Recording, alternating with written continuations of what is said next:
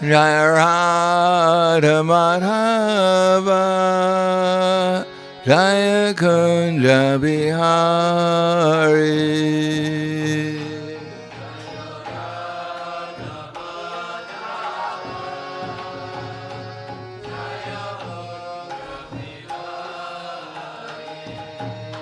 Jaya Radha Madhava Jaya Kunja Bihari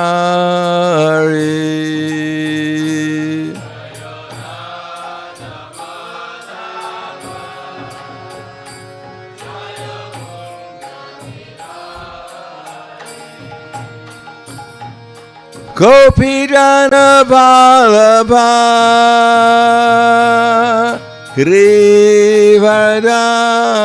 Girivardhari Jaya Girivardhari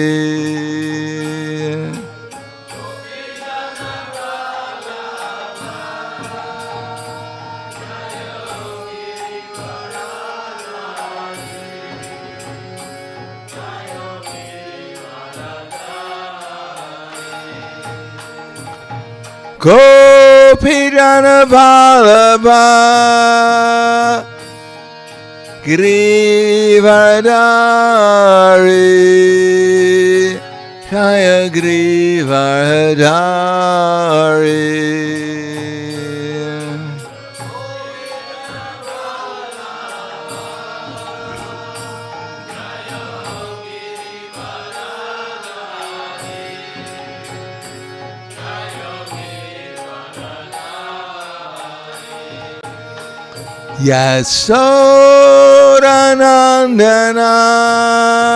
Yasodanandana Raja Janaranjana Jaya Raja Janaranjana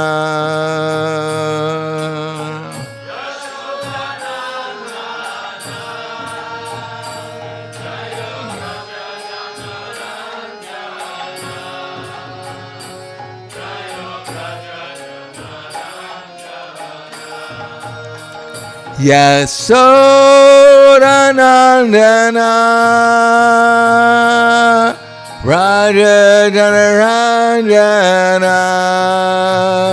Jaya Raja Janaranjana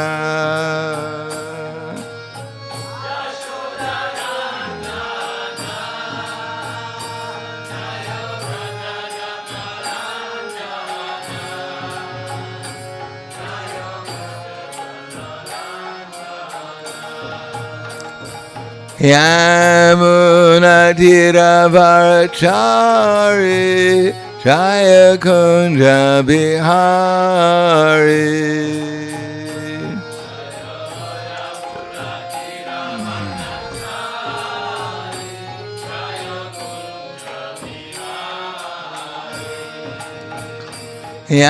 Yamuna Tiravarachari Jaya Kunja Bihari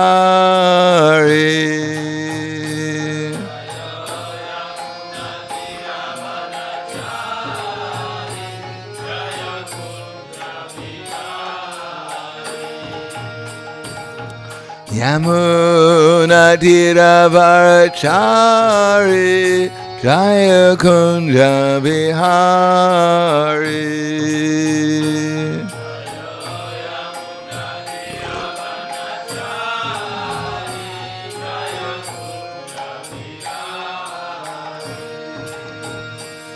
Radha Madhava Jaya Kunja Bihari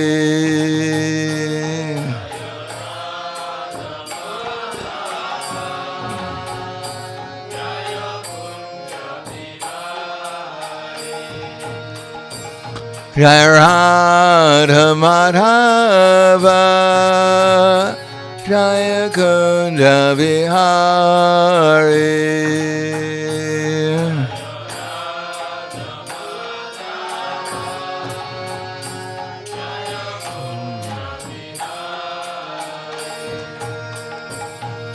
Gopidana Vallabha Grivadari Jaya Grivadari.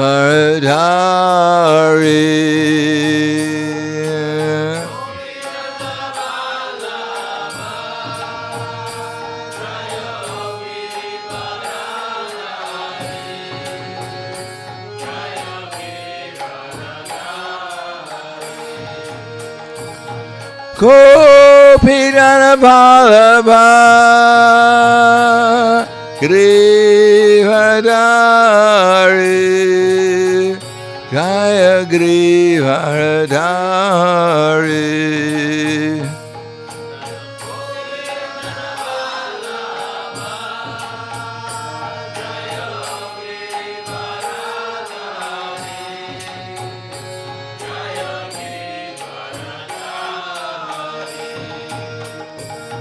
Yasodanandana Raja Janaranjana Jaya Raja Janaranjana.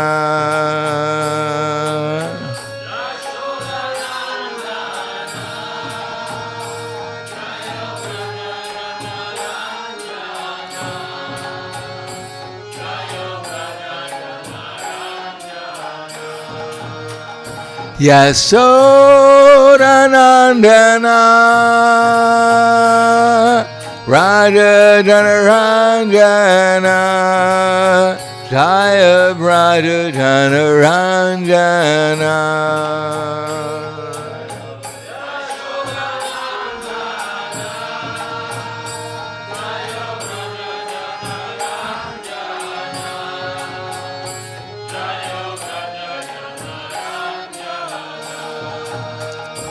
Yamuna Dhiravarachari Jaya Kunja Vihari.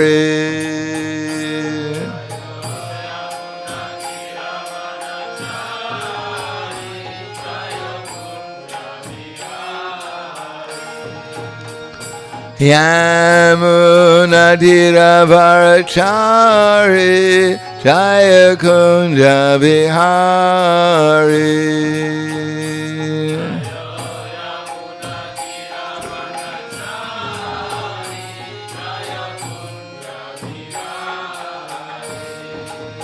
Radha Madhava Jaya Kunja Vihari.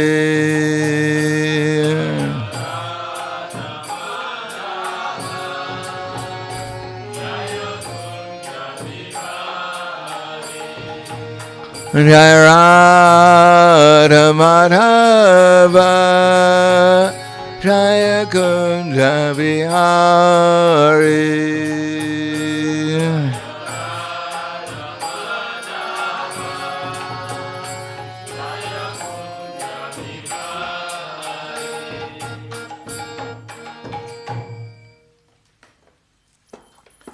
Jayam Vishnupad Paramahamsa Brahmadakacharya Asadhara Satushi Shiman His Divine Grace Shalasi Bhaktivedanta Smaharaj Srila Prabhupada Ki Jai Gaur Premanande Hariva Slava Zarani Bhaktam Slava Shri Guru Shri Grangi Namo Vishnu Padaya Krishna Prasthapute Srimate Bhaktivedanta Swami Namane Namaste Saraswatundeve Gauravani Pacharane Nirvishesha Srinivadi Pasketyade Sadarane. Oma Gyana Timarandasya Gyananjana Salakaya Chaksu Militam Yena Tasmai Shri Gurave Namaha Shri Chaitanya Manobhishtam Stapitam Yena Bhutale Swayam Rupa Kadamayham Tadati Swapadantikam Vandeham Shri Guru Shri Uta Padakamalam Shri Gurum Vaishnavamscha Shri Rupam Sagrajatam Sahagana Raghunatam Vitam Tam Sajivam Sadvaitam Savadutam Pradina Saitam Krishna Chaitanya Devam Shri Radha Krishna Padan Sahagana Lalita Shri Visakans Vitamscha Hey Krishna Karna Sindhu Dinabandho Jagatpate Gopesha Gopika Kanta Radha Kanta Namostute Tapta Kanchana Gaurangi Radhe Vrindavaneshwari Prishubhanu Sutadevi Pranamami Hari Priye Vanchakapa Dhruvyascha Kripa Sindhu Vyevacha Patiranam Bhavanebhyo Vaishnavebhyo Namo Namaha Shri Krishna Chaitanya Pranityananda Shri Advaita Gadadhar Srivasadi Gaur Bhaktivinoda Hare Krishna Krishna Krishna Hare Hare Hare Rama Rama Rama Hare Hare Om Namo Bhagavate Vasudevaya Om Namo Bhagavate Vasudevaya Om Namo Bhagavate Vasudevaya Srimad Bhagavatam, Canto 8, Chapter 19. The Lord begs charity from Bali Maharaj, text 34. Kramato gam pradayakena Tvitiyena divam vivo Kamchakayena mahata Tartiyasya kuto gati Kramato gam pradayakena Dvitiyena divam vivo Kamchakayena mahata Tartiyasya kuto gati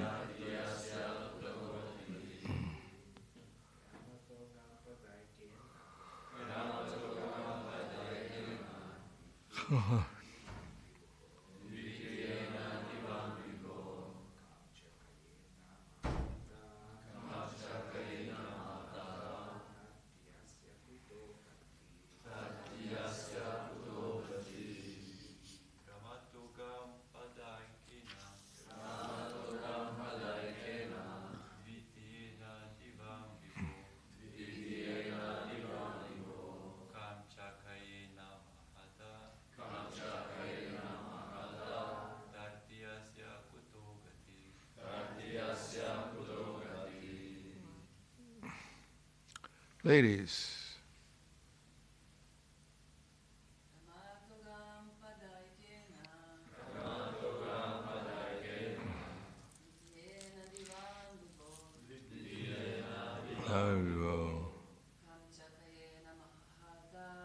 Kamchayena mahata Tartiyasya kuto gati Kramata gradually Gam the surface of the land Pada ekena by one step Dvitiyena by the second step Divam the whole of outer space Vibho of the universal form Kamcha the sky also Kayena by the expansion of his transcendental body Mahata by the universal form Tartiyasya as far as the third step is concerned Kutaha where is Gati to keep his step. Translation and purport by His Divine Grace A.C. Bhaktivedanta Swami Srila Prabhupada. Vamanadev will first occupy the three worlds with one step. Then he will take his second step and occupy everything in outer space. And then he will expand his universal body to occupy everything. Where will we offer him the third step? Purport. Sukracharya wanted to tell Bali Maharaj how he would be cheated by Lord Vamanadev. You promised 3 steps, he said, but with only 2 steps, all your possessions will be finished. How then will you give him a place for his third step? Sukracharya did not know how the Lord protects his devotee. The devotee must risk everything in his possession for the service to the Lord, but he is always protected and never defeated. By materialistic calculations, Sukracharya thought that Bali Maharaj would under no circumstances be able to keep his promise to the brahmachari, Lord Vamanadev.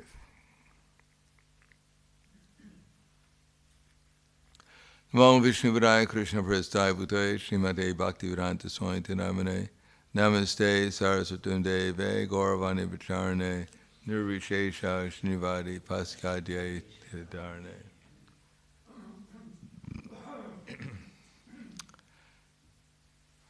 In the Bhagavad Gita, Arjuna he had in the beginning a material concept of life. And he argued with Krishna in so many different ways why he shouldn't fight. And what he was giving was scriptural arguments. Adharma vivat Krishna pradushanti kulastriya strishu dustar shivarshnaya jayante varna sankara. When the elderly members of the family become killed, adharma vivat yuta pradushanti kulastriya. Then the ladies of the family aren't protected anymore. And when the ladies aren't protected, then we have varna sankara, unwanted population. And varna sankara, it's very difficult, if not impossible, for them to understand what the actual purpose of life is. Just like it is not possible for a rabbit to understand what the purpose of life is. As far as he's concerned, the purpose of life is to eat, sleep, mate, and defend, and that's it. There's no other purpose of life. It doesn't matter how many lectures you give the rabbit, no matter how much you give him lettuce as a reward for learning, opening his mind up a little bit, the rabbit can't open his mind because he's absorbed in the mode of ignorance. Similarly, everyone starts life in the mode of ignorance, but varna sankara, unwanted population, they start life especially in the mode of ignorance. Although through the chanting of the holy name, it's possible to open one's mind up, but I don't think Bali Maharaj is about to do a kirtan to Sukracharya, with Vamanadev trying to open Sukracharya's mind up. As far as he was concerned, he was learned in the Vedas, but Krishna wasn't so much impressed by the learning the Vedas, knowing the Vedas, although the Vedas are a stepping stone to Krishna consciousness. But Krishna says to Arjuna, Yadahi moha kalilam buddhi vyavatirishati tata gantasi nirvedam shotavyasya shutasyaja. When your mind is no longer disturbed by the flowering language of the Vedas, and when it finds satisfaction, self-realization, then you can actually attain the actual truth. In other words, the Vedas, was Krishna yami mam pushpitam vacham pravantya vipaschita vedavatarata parata nayam astiti vadinam karmatmaka swargapura janma karma prala pradam kriya visheshu baulam bhogaishvarekatim ti. The Vedas mainly deal, yami mam pushpitam vacham pravantya vipaschita. Those who are what is called as interested in karma kanda, they say that there's nothing except, they're attracted by the flowery language of the Vedas, which recommend various fruitive activities for elevation to the heavenly planets, power and so forth. Being so absorbed in such conceptions, they say that there's nothing more than this. In other words, the Vedas are there to help the soul who's entrapped by the material concept of life to gradually make progress, to get out of the material concept of life, to go to a higher stage of consciousness, ending with the freedom from material attachment, and from which state one can actually become spiritually attached. But people who study the Vedas are not really thinking they're studying it to most of them, so I can obtain liberation and attain pure devotional service to Krishna. They're attracted because there's some offering of namely two things. Namely, they can get what they want, and they'll be protected from what they don't want. Which is why we came to the material world, in order to fulfill that two things, to get whatever we want and to become protected from what we don't want. It's called Ichcha Dvesha Samutena Dvandva Mohena Bharata Sarvabhutani Samoham Sargayanti Parantapa. That all living entities are born into delusion, overcome by the dualities of desire and hate. So Sukracharya, he's somewhat Krishna conscious as being one of the demigods, but he's materially attached. And although he's defying Vishnu, and although he knows that Vishnu is God, still because of material attachment, he can't help but trying to protect his material assets. He could have surrendered to Krishna immediately also. He could have surrendered to Vamanadeva, but because of material attachments, he lost, his intelligence was not so developed. Although he has, compared to us, he has unlimited intelligence, but because of this material attachment, therefore he cannot understand things clearly. Therefore, Vamadeva is also performing this pastime for the sake of Sukracharya, to give him some opportunity to expand his intelligence a little bit more. Although Sukracharya undoubtedly remains attached. As long as we're not purely Krishna conscious, as long as our motivation is not to be purely conscious of Krishna, there's going to be some degree of material attachments, which means that we won't understand Krishna properly. We won't understand Krishna fully. We'll only understand Krishna to a certain extent, and therefore, what to speak of Shukracharya giving bad advice, practically speaking, although we ourselves know what's to be done and what's not to be done, because of material attachments, many times we do the wrong thing. But we're so used to doing the wrong thing that we just pat ourselves on the back if we happen to sometime do the right thing. Then we think we're a great devotee because sometimes we do the right thing. And all the other things that we're doing, that doesn't really count because, that's my life. And the other thing is I surrender to Krishna once in a while, and therefore I'm actually a great devotee because once in a while. And compared to everyone else, I'm a great devotee in this world.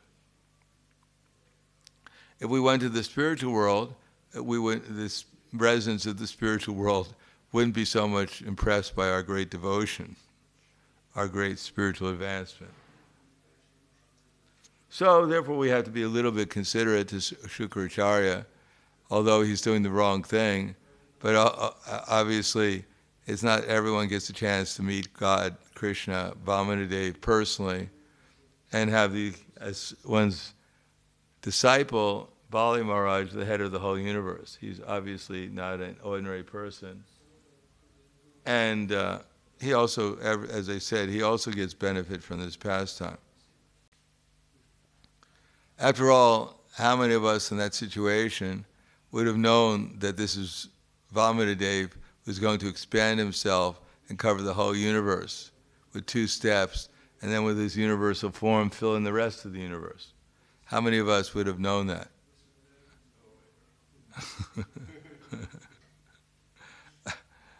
So he's obviously a special personality. but he's also attached. And therefore he doesn't think that the ultimate goal of life is just to become Krishna conscious, because he has so many obligations to his family.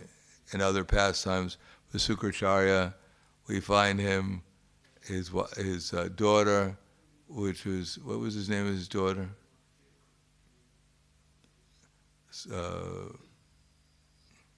Dhanishta. What's her name? Surmishta. I think Sharmishta was that his daughter? Anyhow, his daughter got into a relationship with the Kshatriya. She told him, don't get involved with any other girl. And he got this other girl obliged him to get involved. There was some kind of animosity between the two former best friends, just by a little bit of a so-called offense on the part of one of them, Shamishta and what's that? Divyayani, something like that. Just by a little offense of one of them, they were bathing in the lake and are naked, and their clothes were on the shore. And these are best friends, by the way. Sukracharya's daughter and the daughter of the king. And Narada Muni is passing by, so the girls are embarrassed, so they run to the shore and put on clothes. And one of the Sarmishta, I believe, she put on Devyayani's dress. And Devyayani said, how is it that you're putting on my dress? This is an insult.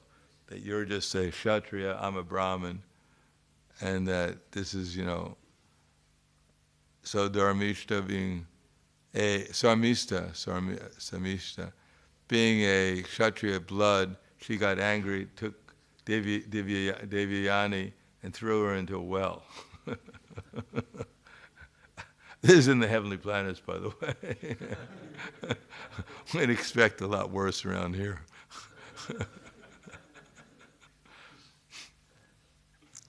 Then the king Ayati is passing by, and he sees his lady in the well, takes her out of the well, and she falls in love with him.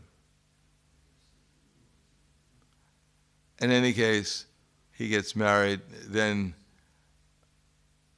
this Divyayani, she goes to her father and complains that this king's son, this king's daughter, threw me in a well. So then he gets the king to agree. The king marries Divyayani and agrees that his daughter is going to be her maidservant. Anyhow, it gets really involved.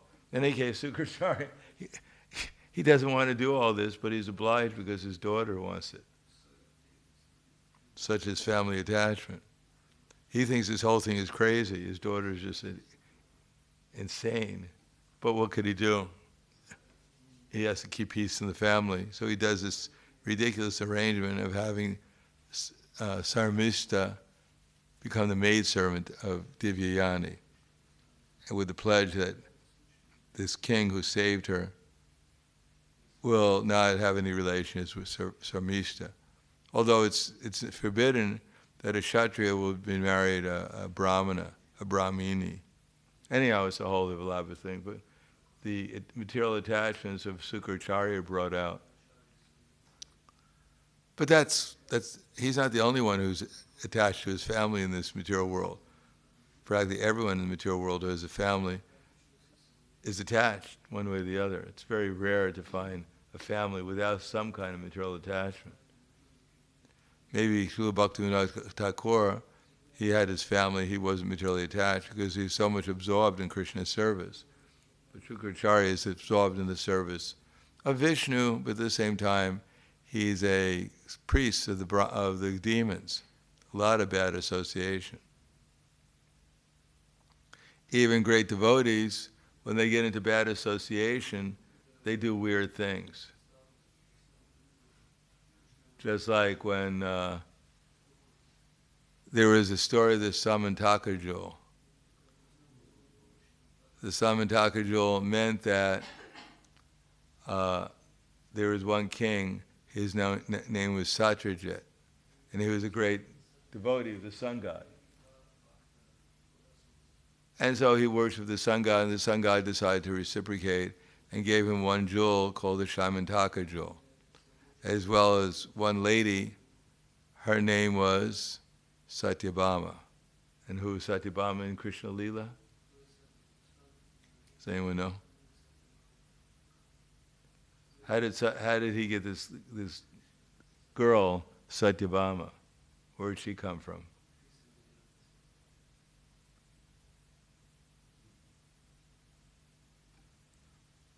Well, according to Srila Rupa Goswami, I believe it's in the Vidagna Madhava, that when Krishna was separated from the gopis in Vrindavan when he went to Dwarka, Mathura and then Dwarka, that the gopis were so disturbed that Srimati Radharani, well, first let's see, who jumped off? Lalita jumped off Govardhan Hill, and just so happened Jambavan was passing by and he caught her, and he took her back to his cave and took her as his daughter. So Krishna later on, and she was named was Jambavati, the daughter of Jambavan, but she wasn't a bear. She was Lalita in the mood of Dwarka. Similarly, Srimati Radharani and Vishaka entered into the waters of the Yamuna to drown themselves, but the sun god took them to the sun planet and kept them there. And then the sun god gave Srimati Radharani to Satyajit to take care of, and she was known as Satyabhama. So Satyabhama in Dwarka Lila, she is Radharani, Srimati Radharani, and Chandravali, she is Rukmini. So in Vrindavan, Radharani is prominent in the mood of a left-wing gopi, that is contrary gopi sometimes, kind of it's soft but contrary sometimes. And Chandravali, who's second place in Vrindavan Leela, she's first place in the Leela where there's awe and reverence as a wife, a legally married wife of Krishna. So she appears as Rukmini, submissive. Chandravali in Vrindavan is submissive. And in Dwarka Leela, Satyabhama, who's Srimati Radharani, is not always so submissive to Krishna. In any case, in this Leela, we have Satyajit. He comes into town. Town means Dwarka, big town. Big city, Dwarka. And he has this Samantaka jewel around his neck. So it's so powerful, the Samantaka jewel, that he appears to be the sun god. And everyone goes and tells Krishna the sun god has come to visit you. And Krishna is supposedly playing chess, but I think it's another kind of game. And he says, no, that's not the sun god. That's only Satyajit. He just has this jewel around himself. So Satyajit comes and visits Krishna. Krishna says, give the jewel to Ugrasena, because the best of everything should be given to the emperor. Satyajit, not very much inclined, says, sorry, the jewel is producing, like, I forget, 70 pounds or kilo, which would approximately, I guess, around 40 kilos of gold every day, which is pretty good. I don't know how much is a kilo of gold. An ounce of gold. An ounce is, let's see, a gram of gold is like 50 euros, and there's like 1,000, 2,000. So it's maybe $2 million. So it's like producing $100 million worth of gold every day.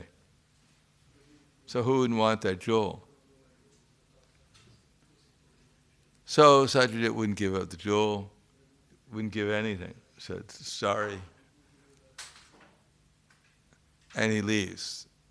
Then his brother takes the jewel, Prasena, rides in the forest to show off the jewel. I don't know whom, maybe to the monkeys in the forest. And a lion comes and attacks Prasenna, kills him, and kills the horse, and takes the jewel away. And Jambavan hears about it, comes and kills the lion and takes the jewel. Anyhow, the story goes on. Finally, the Satyajit, after defaming Krishna, realizes he made a mistake, goes and gives his daughter Satyabhama as one of Krishna's future wives, and also Jambavati gets married. Lalita goes when Radharani gets there, and Lalita gets there at the same time. And at the same time, he offers the jewel to Krishna. Krishna says, no, you keep the jewel. Good luck. And then there's a conspiracy on the part of Kritavarma and Akrura to steal the jewel. And involved in the conspiracy is Satyavanya.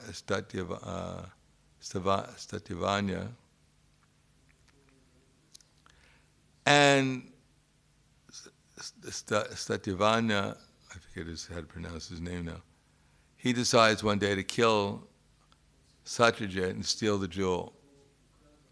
So he does that, and then Krishna hears about it. He was at that time in Hastinapur. He hears about it, comes back to Dwarka, and looks for Satyavanya in order to kill him. So he flees. And Akrura and Kritavarma won't give any protection to Satyavanya, who's a great outlaw in Dwarka. Even in Dwarka, there's outlaws.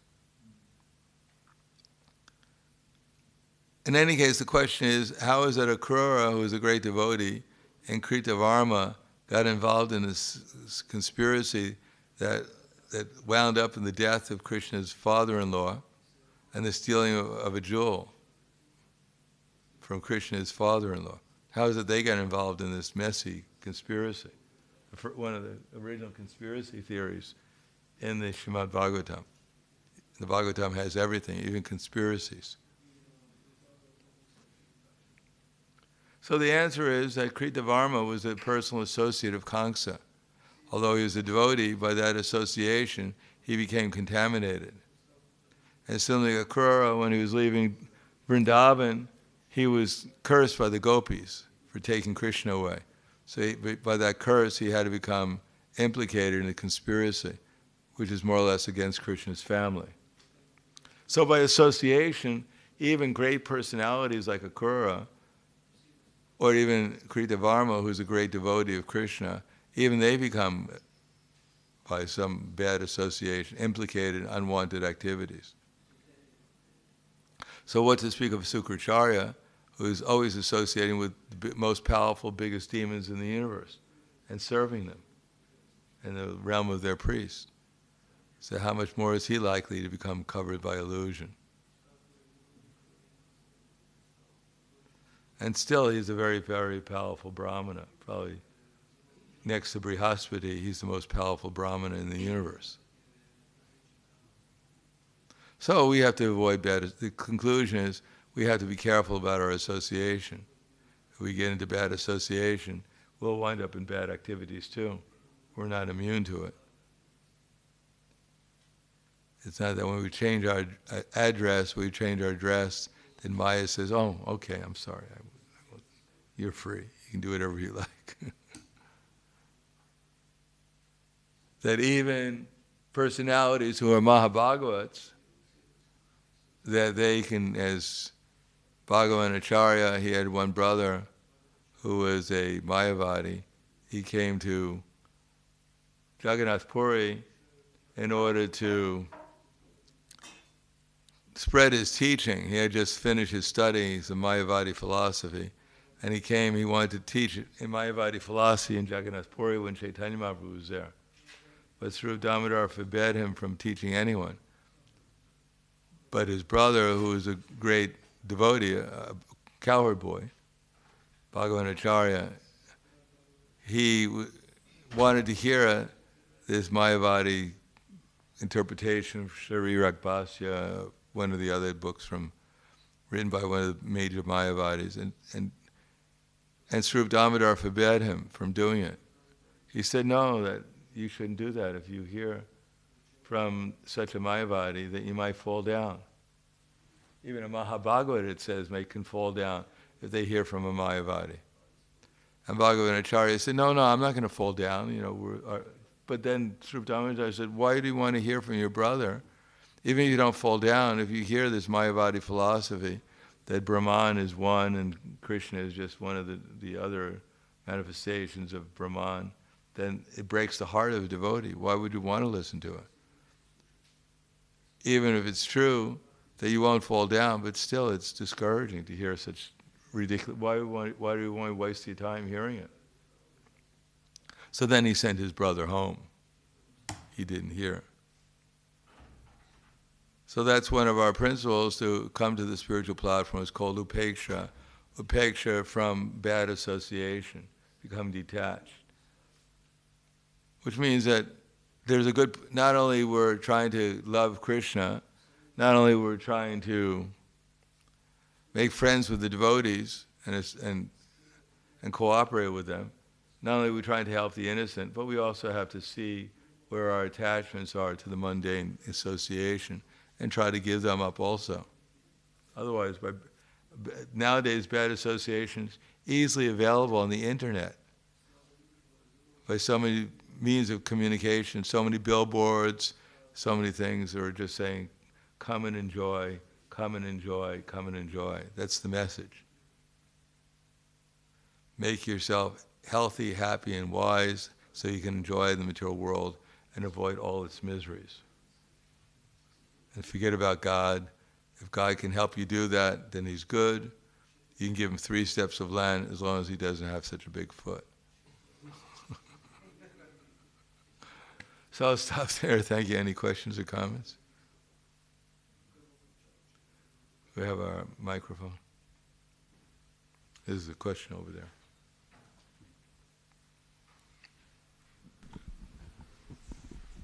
Hare Krishna Maharaj. You said yesterday that Shukracharya will lose one eye. So can you... Are you looking forward to it? Don't worry, just be patient. It's in Bhagavatam? It's described there? Yeah, well, I should be in this one. Yeah, of course, it's here. It'll be here also. Just wait, be patient. Okay. So then another question is, we have this tendency to preach in a way that people like it, and how can we avoid this tendency to... Well, we shouldn't preach in a way that people dislike it. We should probably get them to like Krishna. But we shouldn't say things which are untrue, just to like it. But we can, to say, if they buy the book, then our preaching is successful. As long as we don't. They read the book and they find out later that we cheated them. They say, I'm an atomic scientist. Well, wow, it's amazing. What a coincidence. I've been handing out these books on atomic physics, This has this newest discovery in atomic physics. I'm sure you'll like it. They may take it home and get a little disappointed. Dharma Kshetre, Kuru Kshetre. So we should try to say things that won't disappoint people if they actually take it home and read it. Try to read it. Other than that, if we tell people how great they are and how wonderful they are and how much we appreciate it, there's no problem in that. That's what they're interested in anyhow.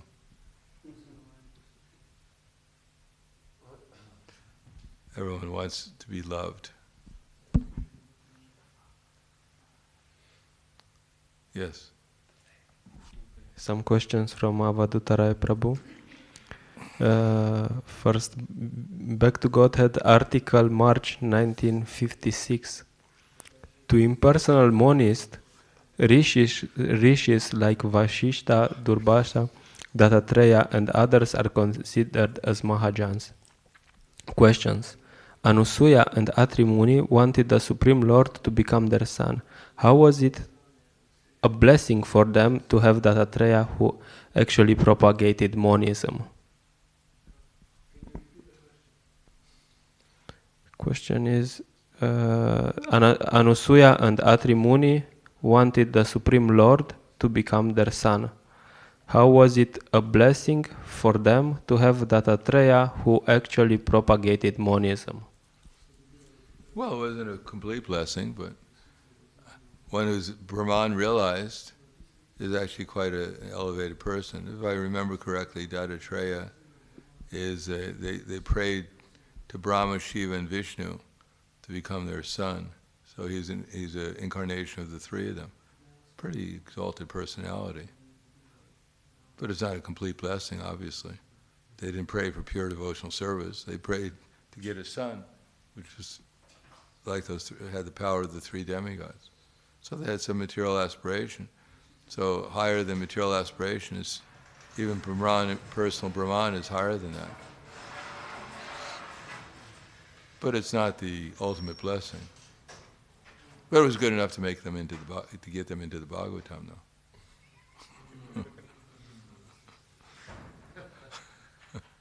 Anything else? Okay, one more.